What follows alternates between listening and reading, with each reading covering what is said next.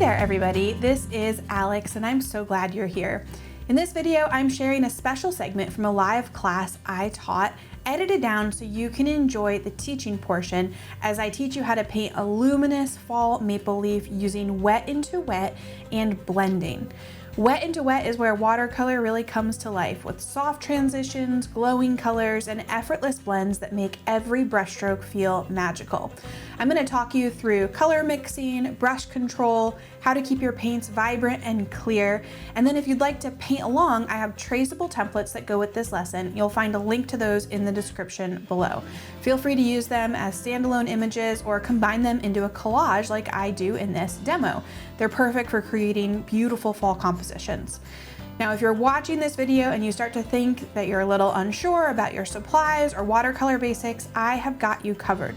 My Essential Watercolor Guide for Beginners is free and contains over 40 pages of practical tips, supply recommendations, and easy exercises to help you feel confident and ready to paint.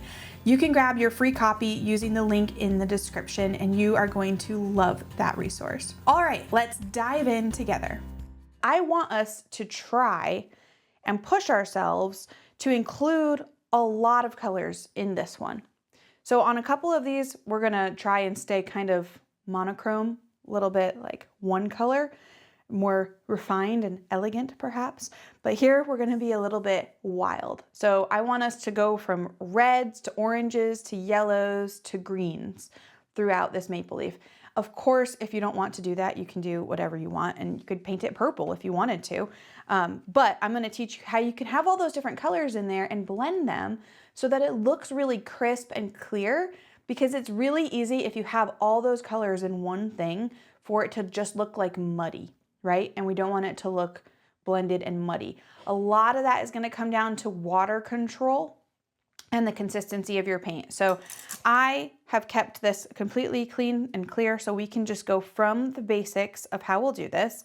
And to mix my colors up, I'm gonna grab, this is a number 6 brush, and I am going to just put some drops of water here in the paints that I'm planning to use, which are all these fall colors over here. We have our yellows and oranges and reds, and you don't need to have the same yellows and oranges and reds. They're kind of very interminglable. I have transparent red oxide over here and burnt umber. And browns are just such a part of any kind of autumn or fall painting. And then of course all of our greens here. I don't think we're going to be using any blues or purples tonight. I can't think of why we would, but of course you can add them in if you want to. So I'm just going to put a few little swishes of water over here in this part of the palette and grab those fall colors. So nickel azo yellow is going to be our nice kind of punchy bright yellow that we use. Okay, I have transparent orange here, and it's a super bright orange. I don't know that we'll use it in its untamed pure form. I usually like to mix this with something else to tone it down a little bit, but it's good to just have it here in our palette. And notice that as I'm mixing up these colors, I'm grabbing them, and I don't have a lot of water in my palette here. Like, I don't even really have enough that the water's dripping down, because I want this paint to be pretty thick in consistency. So because I want it to be fairly thick, I'm not starting out by having a whole pile of water and then putting the pigment in. I'm starting out with just a little swish of water so we have something to work with, but not a whole lot. Okay, and I'm cleaning my brush out in 1 cup of water, but I'm keeping this cup of water pretty clear. Now the pinks, I don't think there's too much of a cause for the pinks either, but I have found that sometimes if I mix my red, okay, like this, here's just plain red, with alizarin crimson or quinacridone rose, I'll go with alizarin crimson for right now, it gives it this like just slightly deeper, prettier color where it's not really too pink anymore because of the red, but it makes the red richer somehow. So you can mix up one of those if you like to. Let's see, scrap of paper here. So see how you just get that like nice, dark, rich red color when you mix the two of those together. Okay, what else? We're gonna need a little bit of green too. So all of these leaves, we know they start as green leaves and then they slowly change color, and we can just use our convenience mixes for that. So I'm gonna put some Hooker's green over here, and green gold is perfect for this kind of painting because green gold has this property that it sort of pushes the other paint out of the way when you drop it in, which is so pretty. Makes the blending good too. So let's review our technique real quick before we jump right into the leaf. We are going to be putting water down, and I'm just going to show you in this little patch right here on this paper, okay? We're going to be putting water down. We're going to be picking up different colors and dropping them in, okay? Just like that. And then remember, when we go back to blend those colors, we don't want to take our brush right from the cup to blend it. There's going to be so much water here that it's going to cause all kinds of problems. So make sure every time you pull your brush out of the water, you're scraping it on the rim, get that extra water off. And because there's already a layer of water and paint, we're also going to be touching our brush to the paper towel to dry it off a little bit so that we have a damp but mostly dry brush when we go back to blend. Now when we're blending, okay, we're blending kind of in the margins between the colors. We're not blending like this where we're mixing all of the colors together because that defeats the purpose, and that's how you end up with mud. So you want to be really careful to blend in between the colors, kind of where the seam of that color meets, okay? All right, so once you have your colors mixed up, oh, I need a little bit of brown too. So let me grab some. This is transparent red oxide. You could also do Indian red. There's lots of colors that kind of fit the bill for this. Remember, if you were there when we did our terracotta pot lesson, this is not a very flowing paint color. That's just the property of it. Because I paint with these colors all the time, that's the kind of thing where you paint a lot with a limited amount of paints, and then you start to learn their characteristics. So I know when I put that in water, it's not gonna flow or blend really well. And then burnt umber is a little bit more flowy. I'll put some of that over here just in case we want it.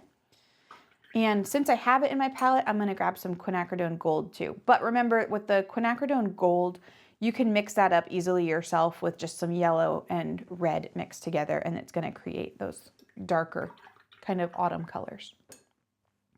Okay, so now we're going to put a layer of water on this leaf. Some technical points before we jump into it. This is a pretty big space to have it be completely wet and to stay completely wet. So we want to work fairly quickly. We want to make sure that we have enough water here that if we start our water on the left side, that by the time we get to the right side, it's still wet over here. We don't want it to dry too quickly. We want to be very crisp with our water because the paint is going to go only to the edge of the water, right? It's not going to go outside of it. So we want to be really crisp so that we end up with nice crisp lines. So what that means for me is normally I'll use a pretty big brush to do a big space. So I could use my number 6. 4 is really the smallest I would want for something like this. Because if you use a really tiny brush, right, it's going to take forever to get the water everywhere.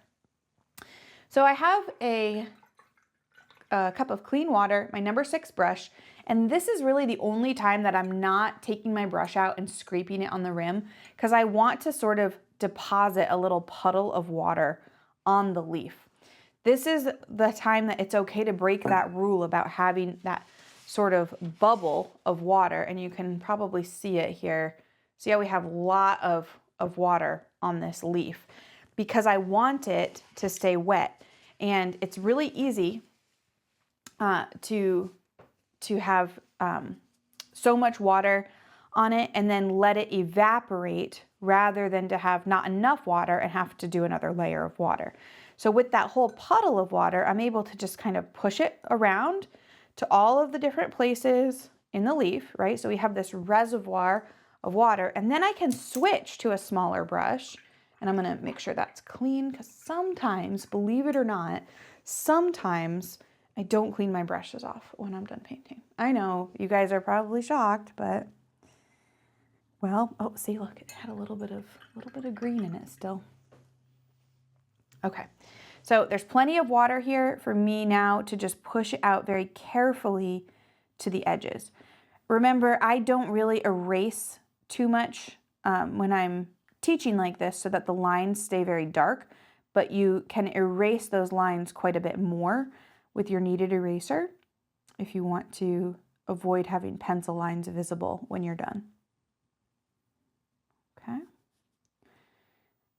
So with something like this, where we're really working wet into wet, you want to overdo the water a little bit. That's going to give the water a chance to sink into the paper a little bit, which is great.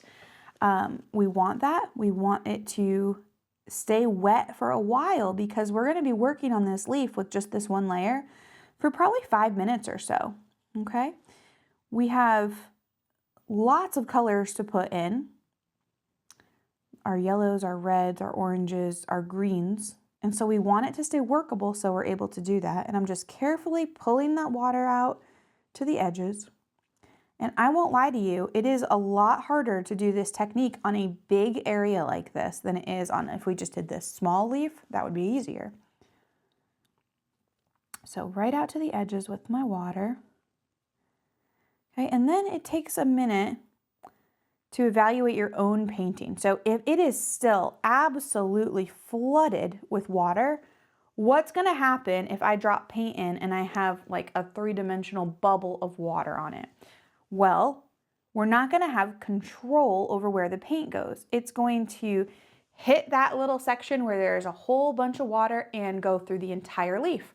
We don't want that. We want our leaf to go from red to orange to yellow to greens and browns, right? We want all of those changes.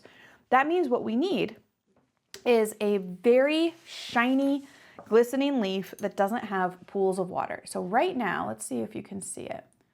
Right now, there's too much water. See how it's pooling up at the bottom here? We have like little beads of water, okay? That means there's a little bit too much. It's okay because with this kind of style, we actually want a little more water than not enough water.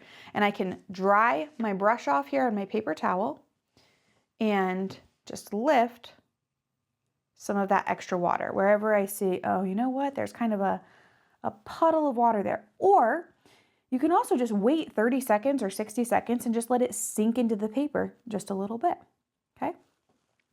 Because we're going onto a wet surface, this is why we wanted our paints to not be too loose and watery. So I am going to pick up paint, and I used a 6 to put the water down. I used a 4 to get out to the edges into those little nooks and crannies. I'm still gonna keep my 4 right now.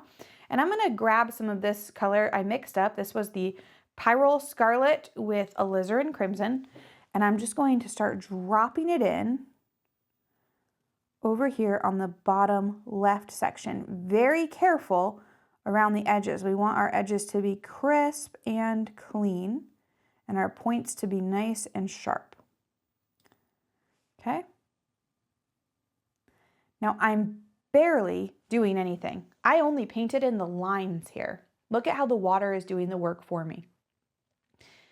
I'm using core paints, and those have a much more flowing kind of property than some other paints, and so they spread beautifully and they look really beautiful. I'm going to rinse my brush off now, okay? And I'm going to grab some of my orange, and I'm just going to mix it into this red a little bit, okay? And I'm going to do the next couple points of this maple leaf. So I'm going to go up here and barely touching the paper. When you take the time to do the water application correctly and slowly like we did, and make sure that it's the right amount, that it's not too much water, that it's not too little water, when you take the time to do that, what you have is the water does most of the work for you. Okay, you can start to see that they're blending together there.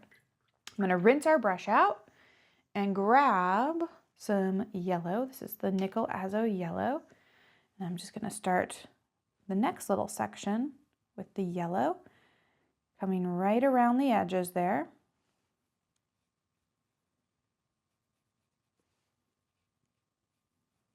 Pushing it up. Okay, and here in the center, I'm gonna just push the paint into that center a little bit, push some of the orange and red over, and we'll come back and blend that a little smoother in just a second. I'm gonna take some, let's grab some Hooker's green here. I'm gonna pull a little more over and still have some green areas of this leaf, okay? So right here, we're gonna put some green in. And once you set yourself up with this foundation of enough water and you already have your paints mixed up, you're able to do the next parts pretty quickly because you already did all of the prep work.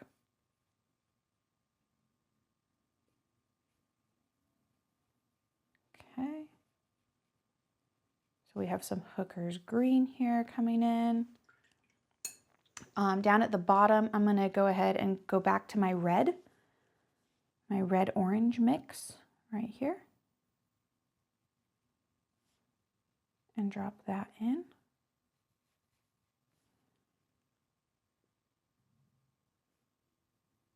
And then I think I want a little more yellow again. Okay, so down here at the bottom, I'm gonna drop yellow in. And I'm not using a lot of pressure with my brush. I'm just dropping the color in. And that means I'm just touching the tip of my brush, which is loaded with paint, to the wet leaf, the water, and then the water grabs it and does most of the work for me. Okay? Now I have some yellow on my brush, and I'm just gonna go back and drop it in a few other places. Okay? And now I'm cleaning my brush off. And you can see some of these areas blended in really well, right? Like over here. But some of them we kind of have that line there of demarcation. And so I'm dabbing my brush off on a paper towel, and I'm going to go in and just start to blend a little bit. Now I'm blending this dark green into the yellow. Okay, and you use, again, very light pressure.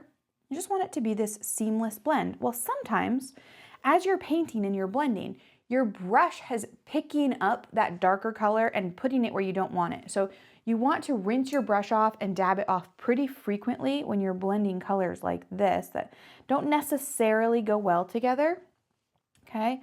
Because you don't want to create mud. And so that is one of those reasons that we are rinsing our brush off and dabbing it off and going in carefully to blend, okay? Now gauge the readiness of your paper carefully, because not everybody is going to be at the same stage here. If your paper is starting to dry, where if you were to drop another color in, it wouldn't really move or blend at all, that's a good indicator that it's time to pause, let that layer dry, and we can always go back to it, okay? Right here, I'm going to just do a little lifting with my brush, and we can even pick up some highlights again. So clean your brush off, and you can use that clean brush to lift some of the extra paint off. Okay, right here. Just creating little highlights and some contrast. If you really want to think ahead, you can think about where the veins are going to go, right? And you could even lift that in a little bit of a line.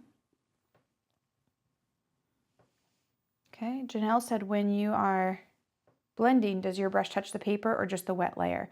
It touches both, but I'm not using a lot of pressure, because if I use a lot of pressure, it's going to lift all of that paint up rather than let it move and blend together. Good question.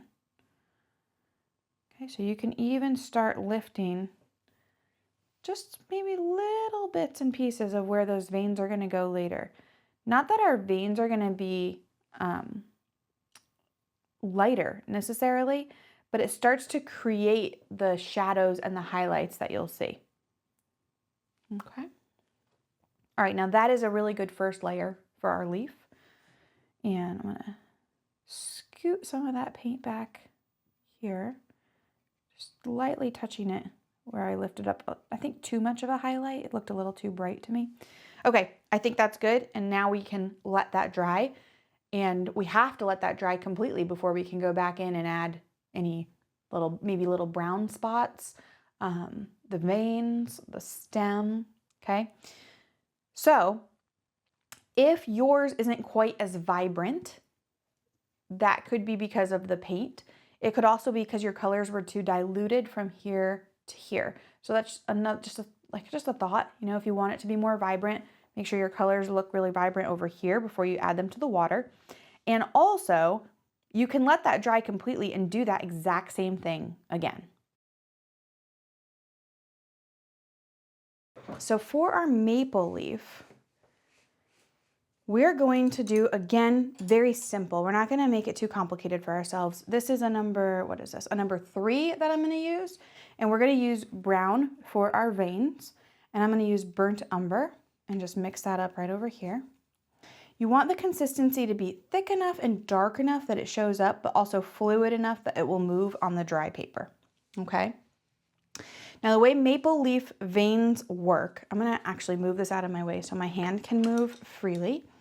The way it works is they go kind of like your fingers almost, you can think about it. So there's like a vein straight up and down, and then there's veins, and they all come right out of this stem right here, okay? So one vein here, one here, one here, and then there's 2 that come out to the sides. All right, from that there's other ones, but those are the main ones. So I'm gonna just turn my paper, because remember when we paint straight lines, it's a lot easier to move your whole arm and to find the direction that's comfortable for you. Okay, so I have the brown paint on my brush, and I'm just gonna go in a straight line right up to the tip there. Okay, and we'll do one here. And I'm just twisting my paper around so that it feels like a comfortable angle for me, okay? If you want to, you can kind of ghost the line a couple times. Just hover your paintbrush over it until you feel like you've got a good line there. Okay, and then we're gonna come out to the sides here and here. There we go, okay? And we're gonna soften a little. So with my brush, I'm just gonna dip it in the water and then dab it off on a paper towel, and you can kind of go right over that line, and it's gonna just soften it a little bit, blend it a little bit. Okay, so it's not quite as harsh.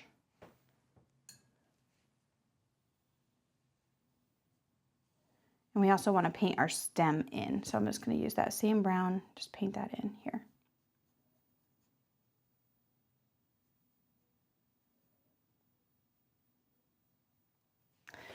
Then think about, again, kind of how the leaves decay and maybe they have some little spots on them. So you might want to put just a little bit of detail like that, right? Maybe the leaf is kind of has a little hole in it or something, so you can balance that out. Just put little bits of stippling almost there. You can also dilute the brown that you're using a little by adding some water to it and paint out some extra little veins. But you want that to be fairly diluted. So see how those don't show up as much as I'm painting them out? It's just because I lightened it up with a little bit of water first. Okay, and all of that is on top of a really great foundation of all of our colors that we put down earlier. I think this goes without saying, but do make sure that those colors are completely dry before you put the veins in. If it didn't go without saying, you have already discovered that.